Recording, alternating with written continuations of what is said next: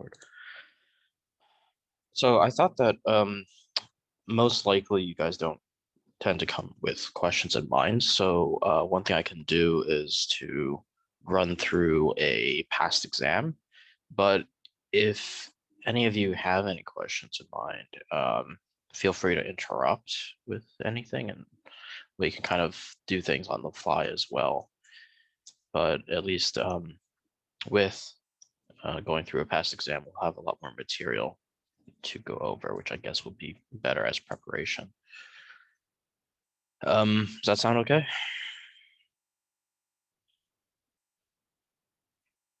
All right. Okay. Yeah. So with that said, yeah, interrupt me if you have questions on anything, and we can try to drill in a little bit more deeply. These problems, or yeah, these past exams are on the exam archive for KSU, which you can just find by Googling for it. If you need the link, I will probably attach that in the video description, or I can also send the message out via chat. Yeah, so I think with you guys, I'm gonna go through the fall 2017, and then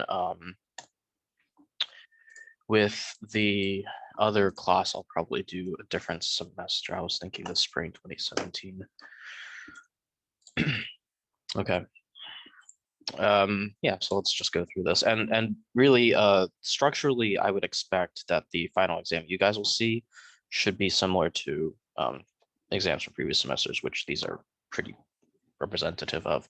Mainly, like what happens is we're gonna recover things from all the way from exam one. And actually, normally in the semester, we have 3 exams, 3 midterms as they're called, followed by a final. But it's kind of like we're squashing all of the exam 3 stuff into the final. But I would still expect everything to be cumulative. Okay. Right, so looking at this first problem, you can see that like this is just reading information off of a graph. And so going from to -2 from the greater than side, the limit is going to give you the value 2. Approaching 1 is going to give you the value -1. Approaching 3 is going to give you the value -1. That whole doesn't mean anything. Limit is always not plugging in, but instead it's the values around it. Hopefully you remember all of this. This is just pre-calc material, technically, stuff from the first exam. And then here we have derivative, okay, of 3.5. So that's going to be, where's my cursor? Oh, that's going to be the slope of this line segment, which, let's see, if we go over 1, we go up 1. So the slope of the line segment is just 1. So I can just do that. Indicate all values between -3 and 4 where it's not continuous. So -3 and 4 is just the domain of the problem. And when is it not continuous? So that just means any interruptions, any discontinuities that we find, any places where we have to lift the pen off the paper. And so that happens at x is equal to -2 at 3. Those are the only 2 places.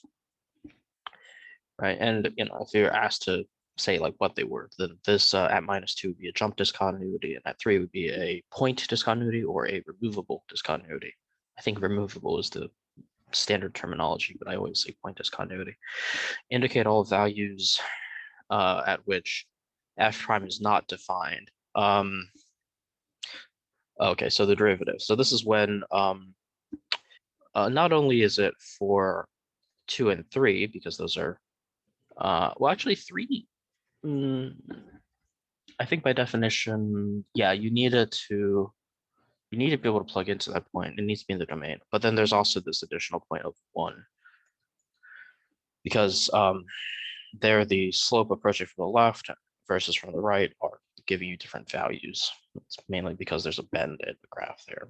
So it doesn't change smoothly there. That's what it means for the derivative not to be defined. Okay, so that's 1. Number 2, we can, well, there are different approaches for this. I think we could probably use L'Hopital's if you really wanted to, but for something that looks like this, I would probably try to factor it. And That ought to work for this. So we'll just see x minus 2, x plus 2 over, I'm going to factor out a negative, and then I'll have x minus. So then that will cancel, and then we can plug in. So we have 2 times 4 over -1, so we get -8. Okay. So this problem is mainly to remind you about something, I would say. It's the sine, cosine. You might need to break this in a kind of a strange way. Okay, so the second term is actually just fine. If I plug 0 in, I'm going to get 1 over 1. But here I get 0 over 0. And you could try to do this using L'Hopital's. You could also try to do this using the limit property that sine of x over x as x goes to 0, that guy is equal to 1. I think for this problem, it might be easier to use L'Hopital's for that. So what I'll do is I'll split it into 2 separate problems. Sine of 3h over the sine of 2h. And then the other limit is just going to be 1, basically. So we split the limit over the addition. The second term is just going to be 1 over 1. This part now, what I can check is that this is actually 0 over 0. So I can use L'Hopital's for this, which says we can then take the derivative of the top, derivative of the bottom, and we put those together into a new limit. And so long as your indeterminate form is either 0 over 0 or infinity over infinity, L'Hopital's applies, but you have to check that this condition holds true. Otherwise, you could very well be going and doing something wrong, like getting an incorrect answer. Okay, so derivative will give you this, and then when we plug 0 in, maybe I'll just copy on the +1. When you plug 0 into this, the cosines become 1, and so you end up with 3 halves plus 1. So then you end up with 5 over 2. Okay. So I should say that I'm actually doing all of these on the fly. I haven't done these before. So there's a slight chance that I might make mistakes. If you catch me on any mistakes, like, interrupt me. Hopefully I don't get stuck on anything, but there's always a chance I'll make a slight mistake. Okay, C. All right, so the form of this really looks like one of those L'Hopital problems where we have to set this thing equal to L and then take the log to bring the denominator down. First thing I'm going to do is I'm going to check the indeterminate form of this. So infinity and then 1 over infinity is going to be 0. When we take the log of that, it's going to be 0 times infinity. So yeah, that works out just fine. So let's call this guy L, and then ln of L will then be limit as x goes to infinity, 1 over x ln of x squared plus 5. Okay. So I applied log to the problem. And we really want to think of this as the ln of the x squared plus 5 on the top and then the x on the bottom. That way we can interpret this problem as infinity over infinity. I think that for here, I will just actually write it. I'll just rewrite it. Okay, so now this is infinity over infinity, so L'Hopital's applies, and you can normally, I would demark that I'm applying L'Hopital's for this step. Okay, so taking the derivative, we have 1 over x squared plus 5 times 2x. That's the derivative of the numerator, and the derivative of the denominator is 1. And so, well, this simplifies to 2x over x squared plus 5. Okay, and this guy, you can probably just look at it and say, okay, that this thing, limit as x goes to infinity, it's talking about the end behavior, which becomes more like a pre-calculus kind of thing. The degree of the denominator is greater than the degree of the numerator, and so you know that the denominator dominates. It's going to go up to infinity, whereas the top is kind of like just 1, so it's like 1 over infinity, so the whole thing is like 0. If you wanted to really drill through this even further, you could apply L'Hopital's like one more time, and you get that it behaves like 2 over 2x, so it behaves like 1 over x, and you take a little bit of that. I'm not gonna take another L'Hopital's. Okay, so what did we find? We found that ln of L is equal to 0. It's always important to look back to the very beginning and check, did we solve the original problem? And here we did not, right? So this is the common mistake that probably a few people made. Don't know if you guys made it, but probably some of the people that don't show up make this kind of mistake. So exponentiate both sides, and so you get e to the 0, which gives you 1. So 1 would be the final answer for the problem. Okay. And also I should say, we're probably only going to do half of the full exam. I would be really surprised if we can do the full exam in one sitting. And then that would give me an issue of figuring out what to do next time. So I only want to do half of the exam. All right, limit definition of derivative. Okay, so you should be able to rattle that off. So that's limit, well, I guess we would say f prime of x is equal to the limit as h goes to 0, f of x plus h minus f of x all over h. Right, this is the limit definition of derivative, where we don't have like a specific centering point. If we had a specific center, then instead of x's, we would have a, and the answer would be a number, but here this is going to give us a function. Okay, because there's a variable in question. And now we have to plug that particular function in. So, well, plugging in x plus h quantity squared plus x plus h minus x squared plus x, let's say, and I'll put that in parentheses. I could put that in brackets instead. Okay, then we go ahead and expand that. X squared plus 2xh plus h squared plus x plus h minus x squared minus x. And we see there's a cancellation and a cancellation. So hopefully like all of this is very like it's you're calling how to do all of this. Like it should be stuff that you've already mastered, but maybe I've just forgotten a little bit because you haven't done it in a while. And then you see that all of the remaining terms have h in common, so we will just divide by h, and then we apply the limit, and that's going to give me 2x plus 1. And then we can check that this is indeed the answer we would expect if we apply the ordinary derivative rules, which of course it is. Right, we can all do that mentally pretty quickly by now, I would hope. Oops. Okay. 4 looks like, okay, yeah, so there's a few problems in 4, and it looks like it's just recalling the derivative rules. So this is actually going to involve some chain rule, and it's somewhat complicated. So what I will do first is I will rewrite this to be the sine of the ln of t function, which is then raised to the 5th power, because I don't want to accidentally mix taking derivatives together. That's the most common mistake you get with like a trig function raised to some power because of the way that the notation is. Okay, so we separate out the steps individually. So the first derivative I take is the power rule. I'll take the derivative of raising to the 5th power. That's going to be raising to the 4th power.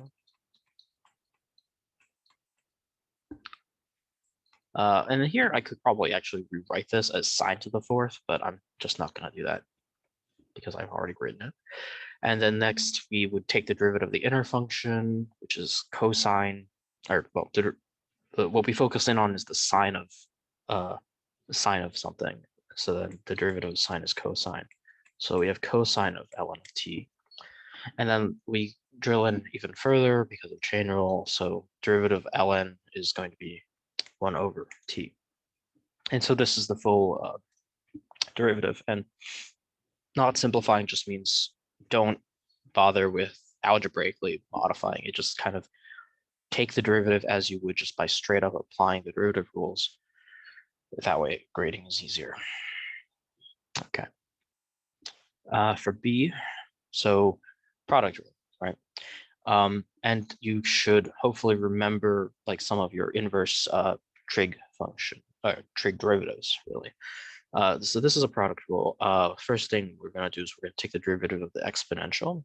So that'll give me 3e to the 3x, and then we would copy down the other function. So that's the first half product rule. Maybe I'll put equals there.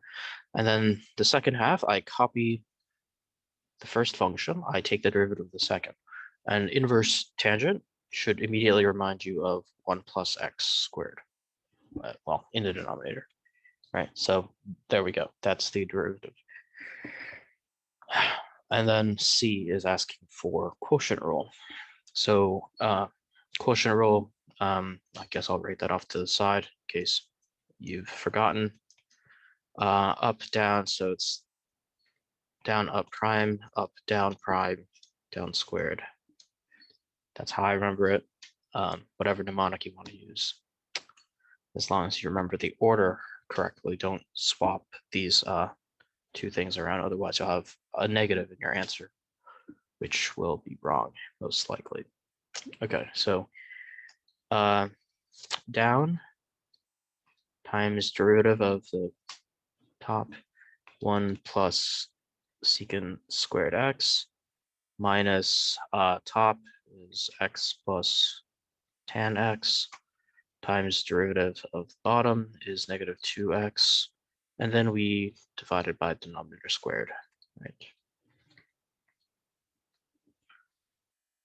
Okay, and so there we go.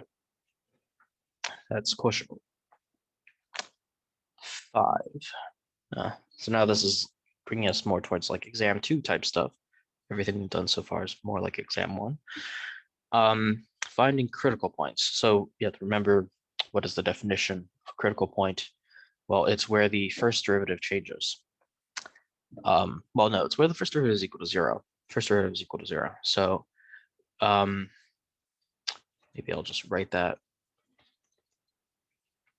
to the side. And so this would be the places 0, 2, minus 2, and 7, just by looking at the derivative that's given to us.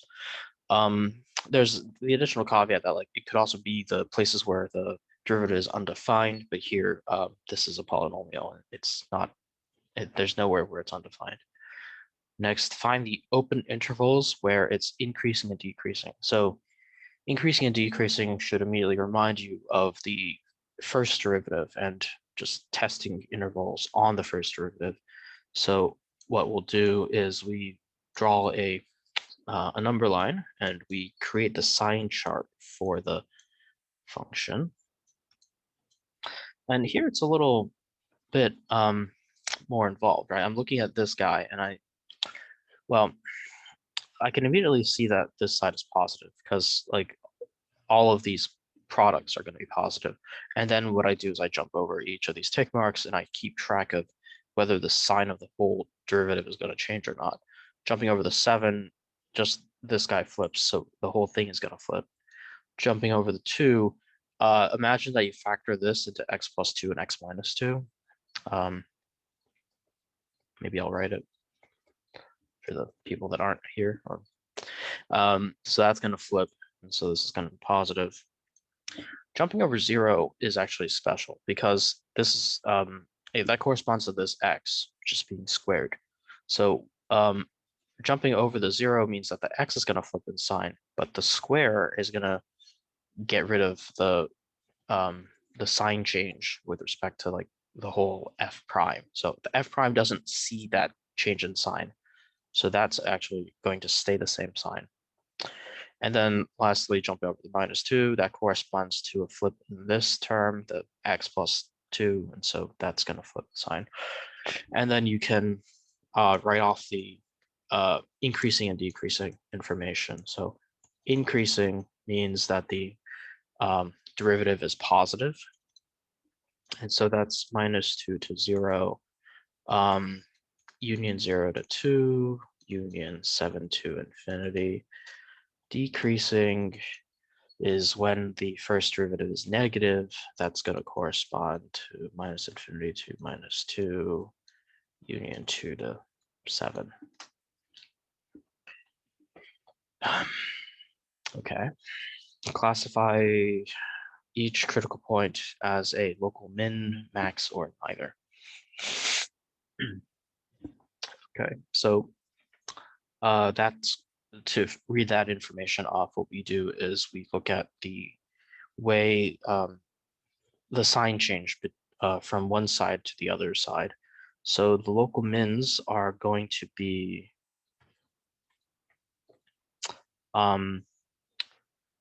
going down to up, so it's negative to positive. So this is x equals -2 and 7, or the two that are like that. Local maxes are increasing followed by decreasing, which is plus followed by minus. So that's going to be x is equal to 2.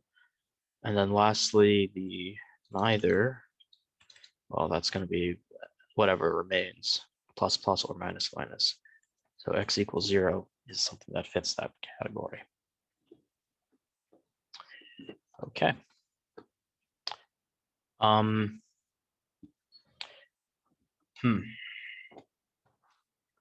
So number 6, we've got this function, determine concave up and concave down.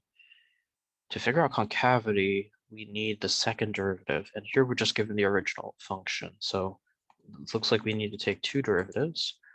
Thankfully, this is just a polynomial, so it's pretty easy to take 2 derivatives. So 12x to the 5th minus 20x cubed, that's the first derivative.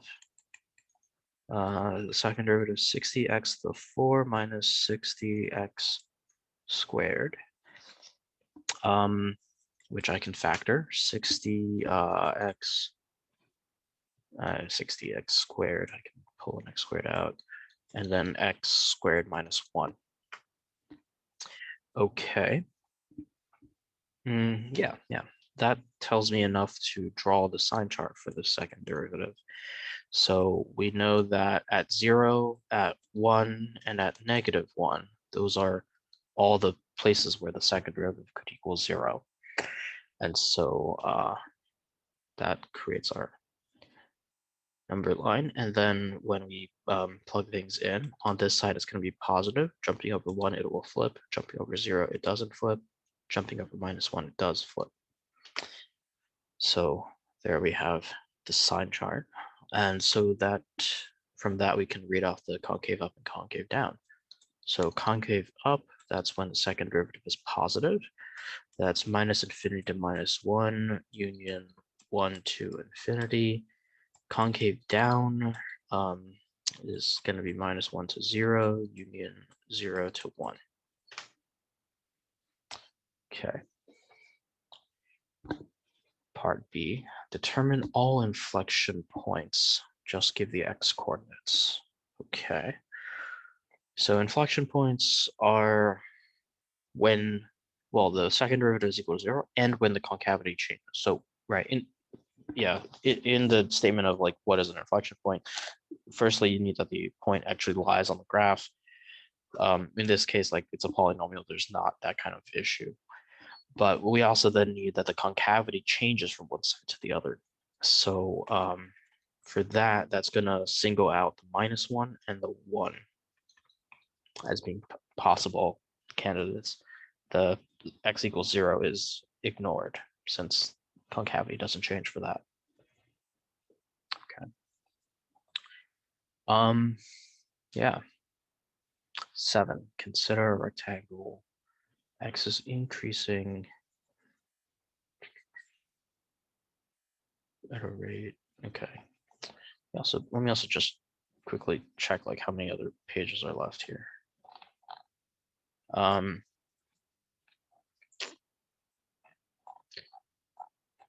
So it goes up to 9. If I do 5, it'll be about half. Okay. Yeah. Consider a rectangle. Edges of length x and y. Just quick little sketch. Probably don't need the sketch in this case, but that's fine. X is increasing, y is decreasing. So let's say x prime is equal to 5 meters per second, and y prime, so y is decreasing, that's important, negative 2 meters per second. At what rate is the area changing? Okay, so I think this is something where we do need to use product rule.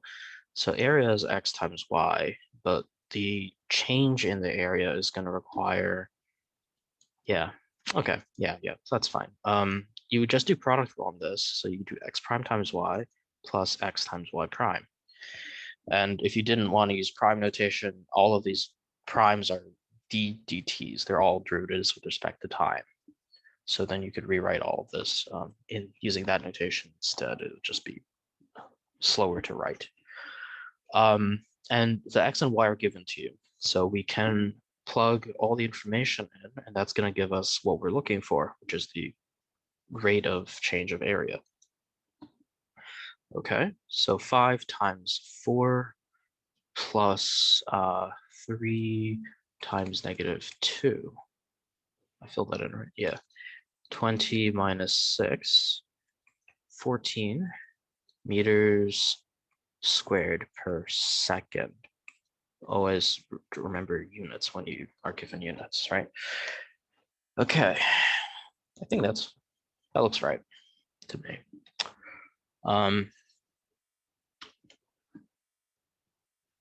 This seems a lot different than the kind of related rates problems that we were given for like the homeworks. So chances are it will be more similar to the kinds of problems that we did on the homework and whatever was given on the exam. Like it'll probably be more similar to that than this kind of thing, I would say. But you know, it should be flexible with related rate problems. I think those tend to be a stumbling point for students. So maybe it's a good idea to revisit that a little bit. I don't know.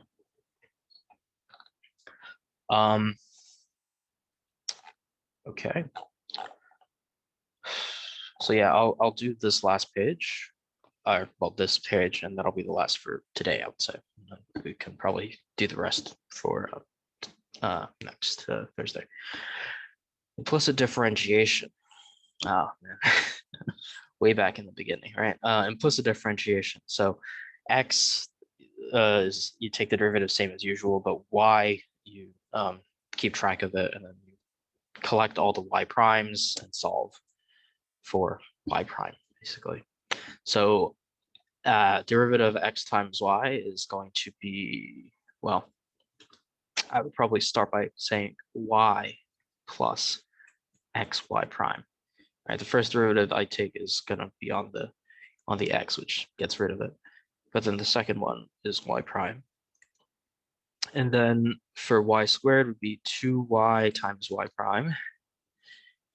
The y prime coming about from chain rule. Remember that first you treat y like a standard derivative, and then you just remember to tack on the y prime at the end. And that ends up being equal to 2 by taking the derivative of the right-hand side.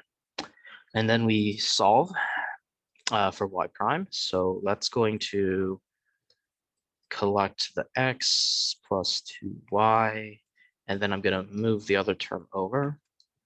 And then lastly, I'm going to divide x plus 2y. There we go. So that's the derivative. And I have to do a bit more work. We want to find the equation of the tangent line at this location. So we use the derivative to figure out what is the slope of the tangent line.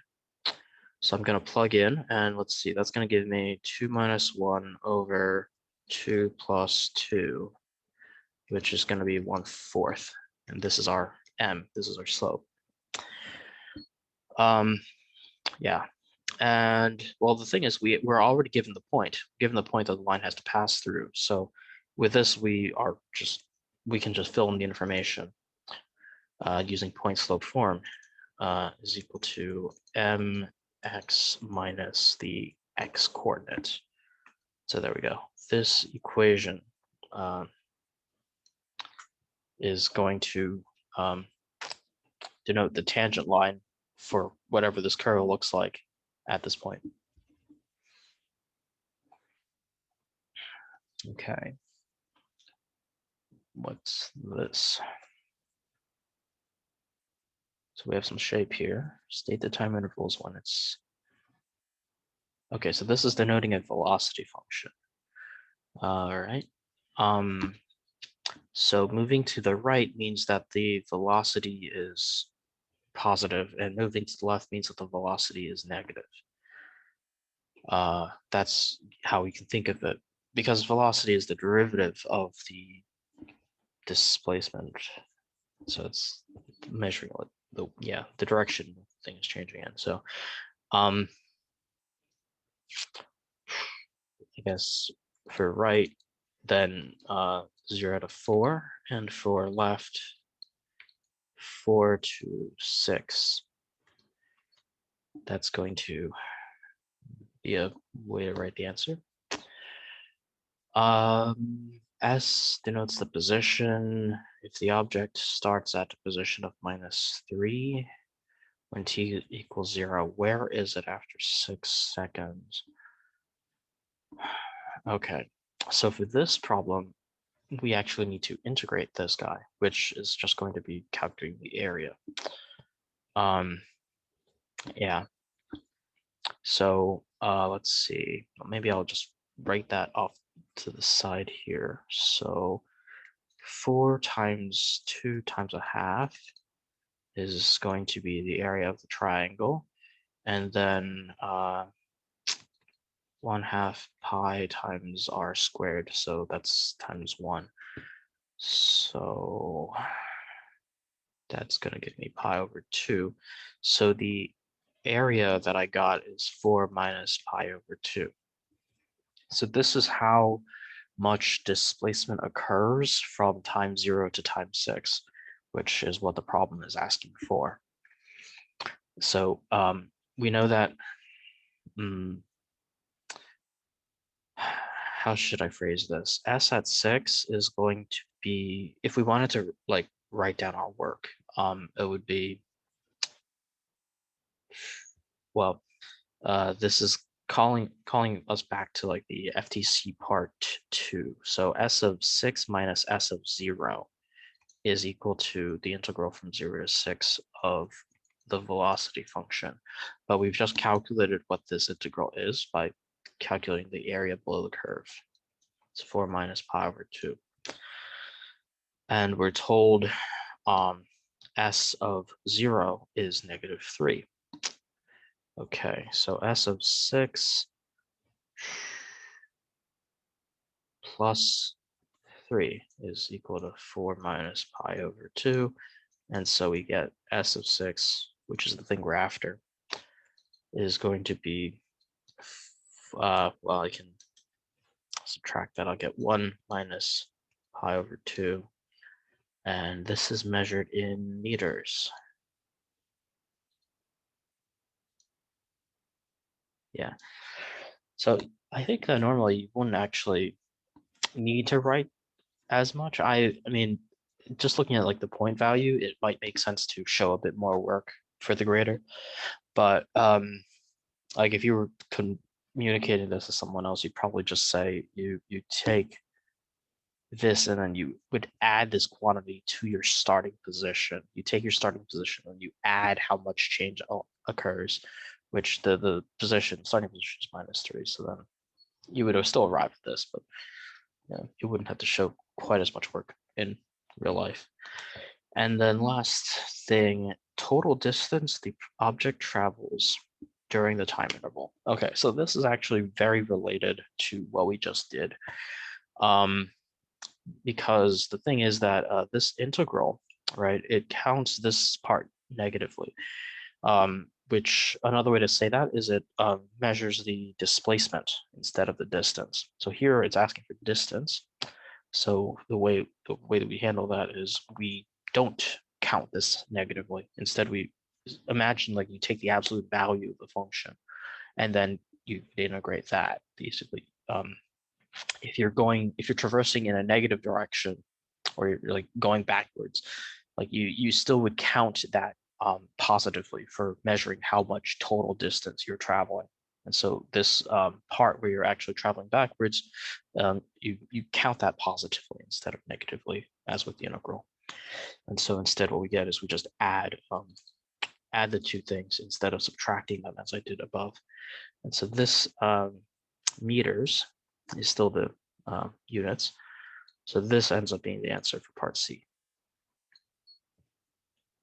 Okay. Right. So that's half of the exam. I don't know. It was a little bit fast, but we got done at around the same time as we normally do. And everyone is kind of quiet. Is there any questions you want to ask me on anything?